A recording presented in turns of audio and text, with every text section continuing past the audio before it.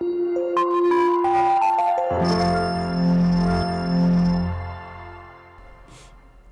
children, how are you? I hope you all are doing good.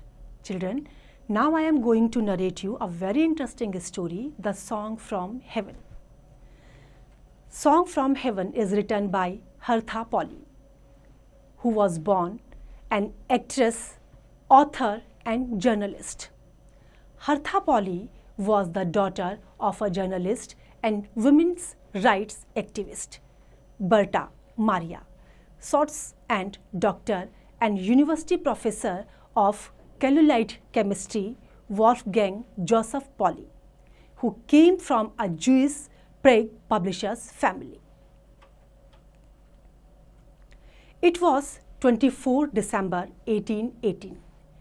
In Helen, an age-old village in the Austrian Alps, Father Joseph Mohr sat alone in his study reading the Bible.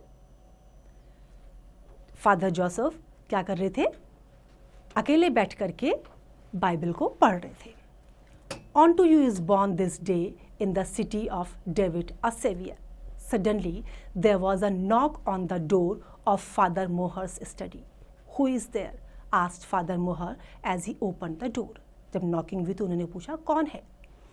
A peasant woman stood in front of him. Father, a child was born earlier this day to a poor worker's wife. They live on the other side of this mountain, said the woman. They want you to come and bless the infant. एक peasant woman वहाँ पर थी जिसने क्या कहा कि other side में mountain के एक वुमेन के बेबी हुआ है और वो तुम्हारी ब्लेसिंग्स चाहते हैं. Father Mohr was strangely moved during his visit to the ramshackle hut. He saw a young mother smiling happily with her baby asleep in her arms. The scene certainly didn't resemble the stable where Lord Jesus was born. Yet the last word he had read in his Bible suddenly seemed to be full of meaning. जब father मोहर वहाँ गए तो उनको बड़ा आश्चर्य हुआ. Lady ने जो है अपने आर्म्स में बेबी को लिया हुआ था और जो सीन था वो स्टेबल की तरह से रिजेंबल नहीं कर रहा था जहाँ जीसस जो है बॉर्न हुए थे. लेकिन फिर भी उन्होंने कुछ वर्ड्स पढ़े थे अपनी बाइबल में जो उनको ऐसा लगा कि वो वर्ड्स शायद मीनिंगफुल थे. To Father Mohr a true Christmas miracle had come to pass. Miracle चमत्कार. Back in his study after the midnight service, he tried to put down on paper what had happened to him. The words kept turning into verse, and when dawn broke, Father Mohr had written what he had left. जो father मोहर ने देखा था छोड़ा था वो उन्होंने उसमें लिख लिया. The next day was Christmas Day. Franz Xavier Gruber, the music teacher at the village school, came to visit Father Mohr. He loved the poem and composed music to fit the verse. The poem now became a song. Next day, Christmas Day पे जो French Xavier ग्रबर थी music teacher वो आई और उन्होंने क्या किया जो poem थी वो उनको बहुत पसंद आई तो उन्होंने उसमें क्या क्या कंपोज किया उसके लिए म्यूज़िक भी कंपोज कर दिया जो उस पोएम के लिए सुटेबल था. The poem now became a song. अब जो पोएम थी वो एक गाने में चेंज हो गई थी. The village children heard the priest and the teacher singing the poem and they soon learnt it. जो गांव के बच्चे थे जब उन्होंने सुना वो सॉन्ग तो जल्दी ही उनको वो याद हो गया. A few days later, an organ builder we called from the neighboring village to repair the church organ. When he finished his work, he asked Franz Gruber to try it out. Franz Gruber began to sing the new song that he had composed for Father Mohr. जब दोबारा organ ठीक किया गया तो दोबारा से जो है जो म्यूज़िक टीचर थी फ्रांच ग्रुबर उनको उसको ट्राई करने के लिए बुला गया. जब उन्होंने ट्राई किया तो उन्होंने दूसरा सॉन्ग गाया जो उन्होंने फादर मोहर के लिए कंपोज किया था. I have never heard that song before, the organ builder said with awe in his voice. Would you mind if I took it with me? The people where I live would love it. French Gruber agreed. जिसने वो music organ ठीक किया था, उसने कहा कि क्या मैं ये अपने साथ ले सकता हूँ, इस ऑर्गन को अपने साथ में ले सकता हूँ, मेरे साथ जो लोग हैं वो इसको सुनेंगे और वो इनको पसंद आएगा। जो फ्रांच ग्रुबर टीचर थी वो एग्रीड हो गई, उन्होंने मान लिया। On his way back the organ builder kept humming the song. He taught the song to the children in the village. It was called the Song from Heaven and quickly became popular in the whole valley of Zillertal. The children found the song charming and people were enchanted when they heard it. जब वो builder वापस जा रहा था तो वो पूरे रास्ते उस गाने को गुनगुनाता हुआ जा रहा था।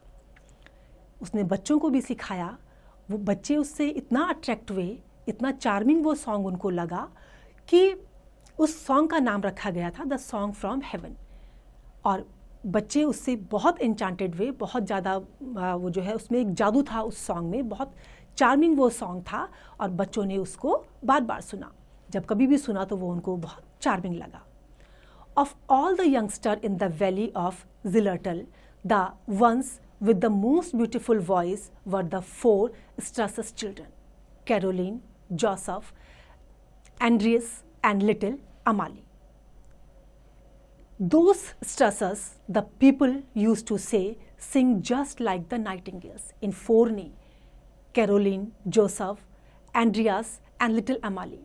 इन चारों ने जब गाया तो वो कैसा लग रहा था, जैसे कि एक नाइटिंगेल गा रही हो। एक बर्ड है नाइटिंगेल, बुलबुल जिसको हिंदी में कहते हैं, बिल्कुल उसकी तरह से लग रहा था। Every spring the 4 children travelled northward to Leipzig, the site of the annual trade fair. Their parents were glove makers. The children helped display and sell the soft gloves. वो वहाँ पे क्या बेचते थे? ग्लव्स बेचते थे। जो सॉफ्ट ग्लव उनके पेरेंट्स बनाया करते थे उनको वो बेचते थे। Leipzig was an exciting city, but at times the youngsters felt lost in the bright light and crowds and miss the valley of Zillertal. Then they did just what they did at home. When their spirits needed lifting, they sang together.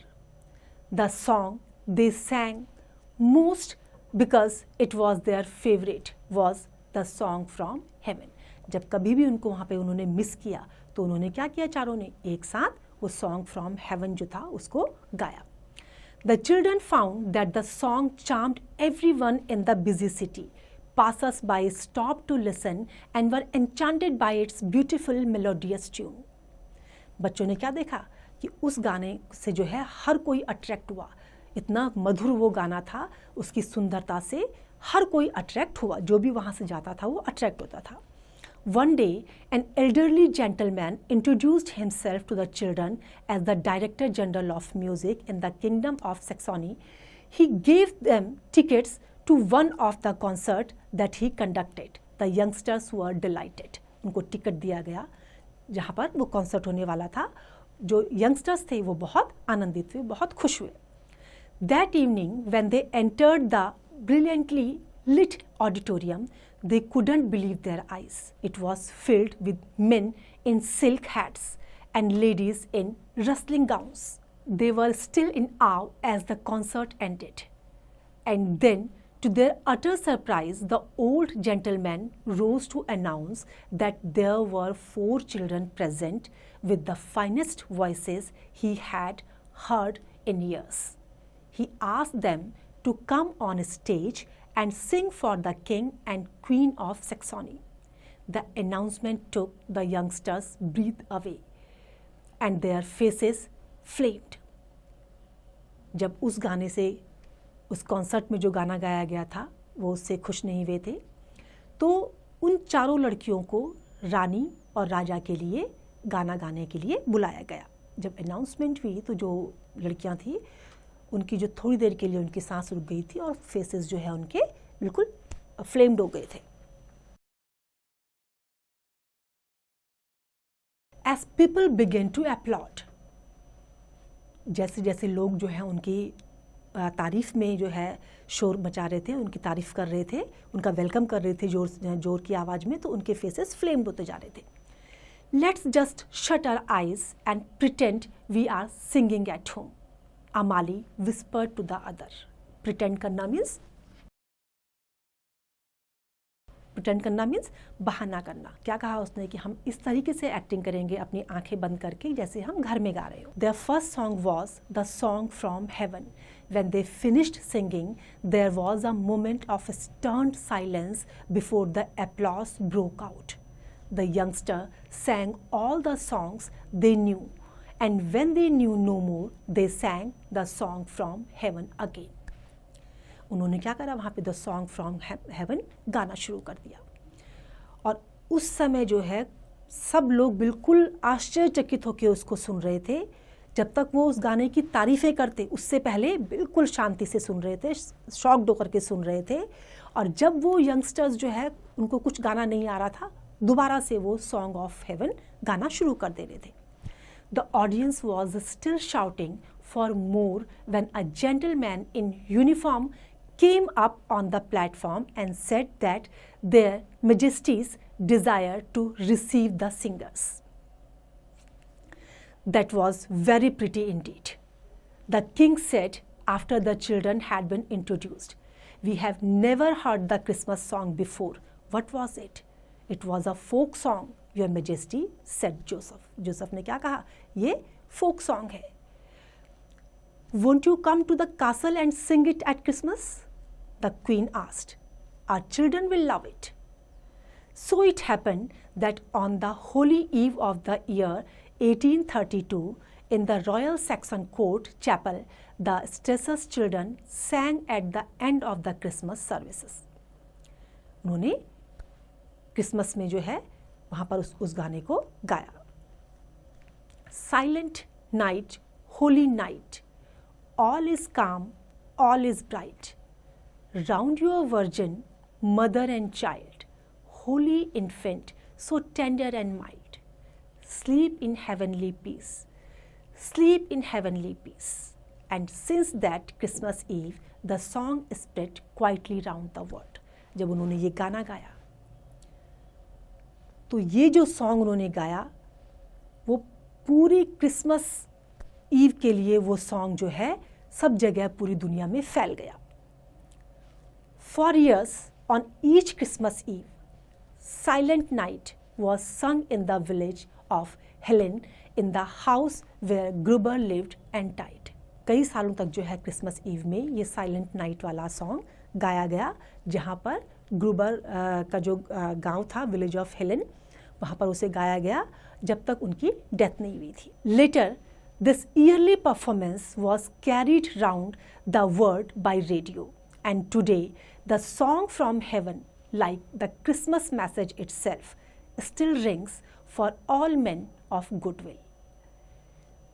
उसके बाद जो है ये जो performance थी वो radio से सबको सुनाई गई, और उसके बाद से जो है जो सॉन्ग फ्रॉम हेवन है वो क्रिसमस मैसेज की तरफ से, क्रिसमस मैसेज की तरह से जो है वो सभी जो अच्छे हृदय वाले, जो गुडविल वाले जो लोग हैं उनके लिए इसको रिंग किया जाता है, उनके लिए इसको प्ले किया जाता है।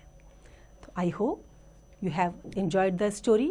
Now it's time to revise. You can revise it.